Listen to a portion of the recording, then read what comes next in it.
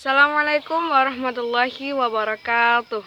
Halo everyone, selamat datang di my YouTube channel. Perkenalkan, nama saya Salma Dewi Dawati. Saya adalah mahasiswi program studi akuntansi syariah NIM 1852210017.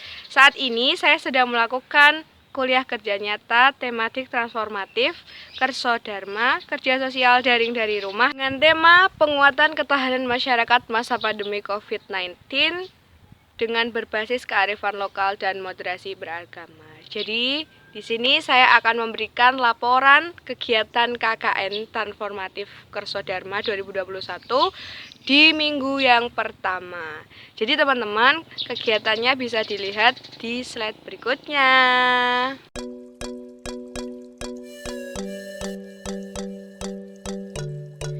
Jadi, saya melaksanakan kegiatan kuliah kerja nyata ini di Dukuh Lemah Ireng, RT 2 RW 1, Desa Lemah Ireng, Kecamatan Wonosegoro, Kabupaten Boyolali. Kegiatan di hari pertama yang saya laksanakan adalah pelaksanaan terkait penyerahan kuliah kerja nyata yang dilaksanakan secara daring dari rumah masing-masing. Kegiatan penyerahan ini dilaksanakan sebagai bukti dibukanya pelaksanaan kegiatan kuliah kerja nyata tematik transformatif Kerso Dharma 2021. Jadi untuk kegiatan di hari kedua KKN ini, hal yang saya laksanakan adalah mencari terkait profil desa. Profil desa ini terbagi menjadi beberapa hal. Yang pertama yaitu terkait letak geografis, pemetaan sosial wilayah geografis, pemetaan desa, dan juga sejarah wilayah geografis KKN. Untuk yang pertama yaitu terkait dengan letak geografis KKN yang berada di Dukuh Lemah Ireng, RT 2 RW 1. Dukuh Lemah Ireng ini berbatasan dengan beberapa desa. Di bagian utara berbatasan dengan Desa Guo, di bagian timur berbatasan dengan Desa Kemusu, di bagian barat berbatasan dengan Desa Juwangi, dan di bagian selatan ini tidak ada pedesaan yang mana itu sudah menjadi alas atau hutan belantara. Nah, untuk hari yang ketiga terkait profil desa ini bersinggungan langsung dengan pemetaan sosial wilayah geografis, di mana yang saya fokuskan adalah terkait kondisi ekonomi, sosial, pendidikan, dan juga kesehatan. Ketika kita membahas terkait dengan kondisi seperti ini, tentu setiap desa maupun dukuh itu mempunyai kondisi dan situasi yang berbeda-beda. Untuk yang pertama yaitu terkait dengan kondisi pendidikan. Di sini di Dukuh Lemah Ireng terkait kondisi pendidikan memang sudah cukup sadar bagi masyarakatnya untuk menyekolahkan anak-anaknya hingga ke jenjang SMA maupun SMK. Dikarenakan memang pada zaman dahulu banyak warga yang masih mengesampingkan pentingnya pendidikan bagi masa depan anak-anak mereka.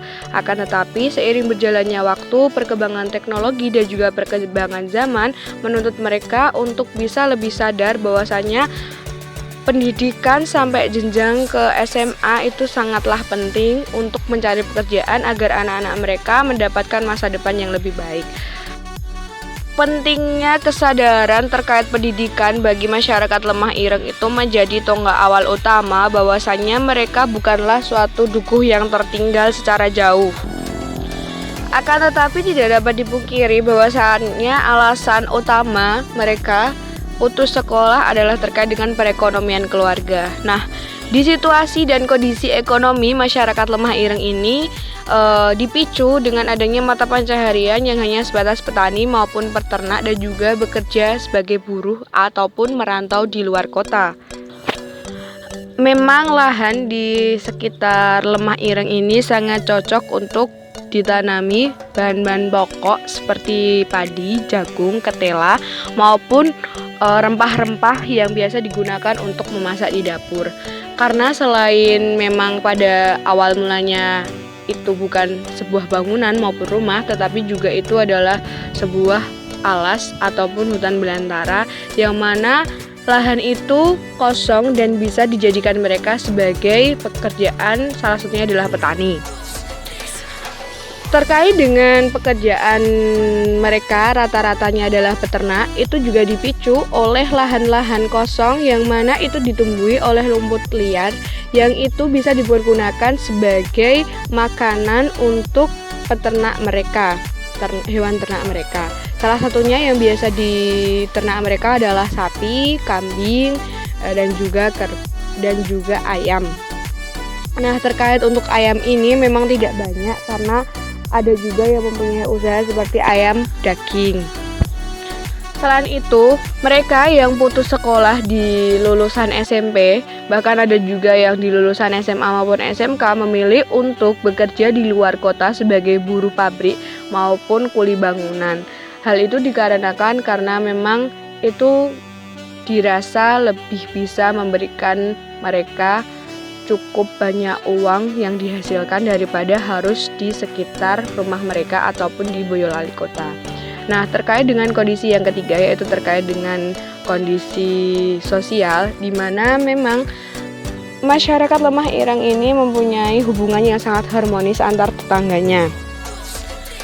Hal ini bisa dilihat dengan bagaimana rasa guyup rukun maupun serawung mereka ketika ada beberapa tetangga yang mempunyai hajatan, dilaksanakan bersama-sama, dibantu secara bersama-sama sambil bercerita ke sana kemari, karena memang di sana juga mempunyai karang taruna yang mana itu bisa dipergunakan ketika ada hajatan besar seperti nikahan, sunatan maupun yang lainnya.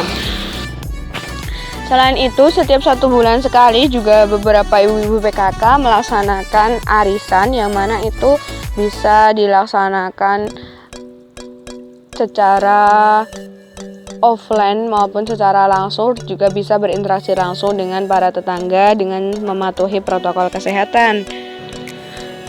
Tak luput juga bahwa bapak-bapak yang di sana juga melaksanakan rondan atau jaga malam di pos kamlingnya masing-masing. Terkait dengan kondisi yang terakhir yaitu adalah kondisi kesehatan, bahwasanya masyarakat Lemah Ireng terkait dengan pandemi COVID-19 ini belum ada yang terpapar COVID sampai dengan meninggal. Jika memang sudah di swab dan rapid test itu ada beberapa yang sudah pernah dikatakan positif tetapi belum pernah merasakan PCR. Nah, jadi yang selanjutnya itu terkait dengan kegiatan di hari yang keempat terkait pemetaan desa, di mana diisi sebagai data kepala keluarga, pendidikan terakhir, mata pencaharian, dan juga fasilitas yang ada di Lemah Ireng. Data kepala keluarga yang ada di masyarakat Lemah Ireng ini sebanyak 80 kakak dengan adanya 50 rumah, sehingga ada 1 rumah yang mempunyai 2 kepala keluarga. Nah, selain itu data pendidikan terakhir bisa dilihat secara pasti prosentase, di mana banyak sekali yang masih lulusan sekolah dasar ataupun SD. Hal ini memang dipicu karena perekonomian keluarga dan juga kurangnya kesadaran masyarakat pada zaman dahulu, sehingga banyak sekali anak-anak mereka yang rata-rata sudah disekolahkan sampai di jenjang SMA maupun SMK. Memang untuk strata 1 atau S1 ini belum banyak yang bisa melanjutkan karena memang merasa bahwasanya banyak sekali masyarakat yang masih kurang mampu dan kurang tahu bahwasanya di universitas maupun perguruan tinggi itu mempunyai beasiswa.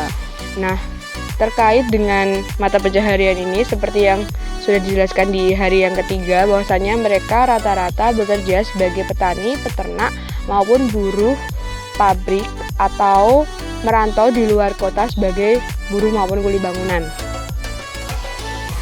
Nah, terkait dengan fasilitas di Lemah Ireng ini sendiri memang sangat sedikit, di mana hanya sebatas musola, TK maupun SD, kantor kelurahan Lemah Ireng, dan juga hanya sebatas posyandu.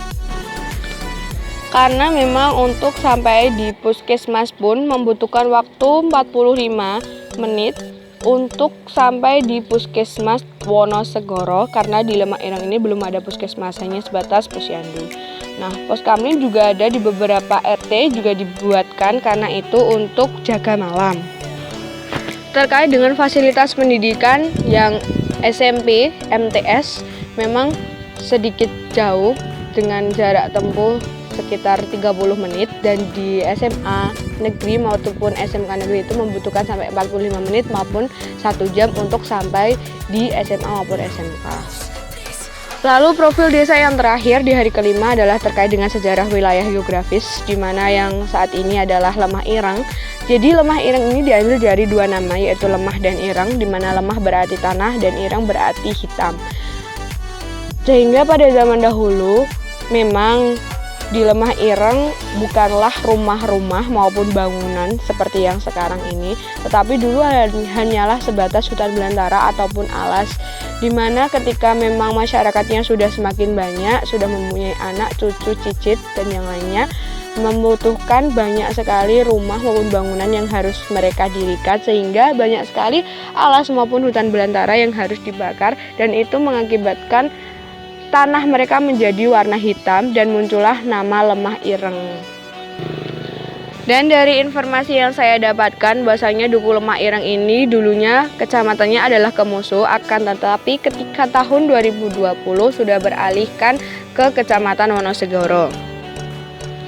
Hal ini dipicu karena ada perpecahan antara Kecamatan Wonosegoro dan Kemusu, di mana di Kecamatan Wonosegoro ini masih sangat sedikit desanya, sehingga ada beberapa desa yang dialihkan ke Kecamatan Wonosegoro. Jadi everyone, seperti itulah kegiatan minggu pertama kuliah kerja nyata yang saya lakukan. Sampai jumpa di laporan KKN di minggu-minggu berikutnya. See you the next video. Dadah.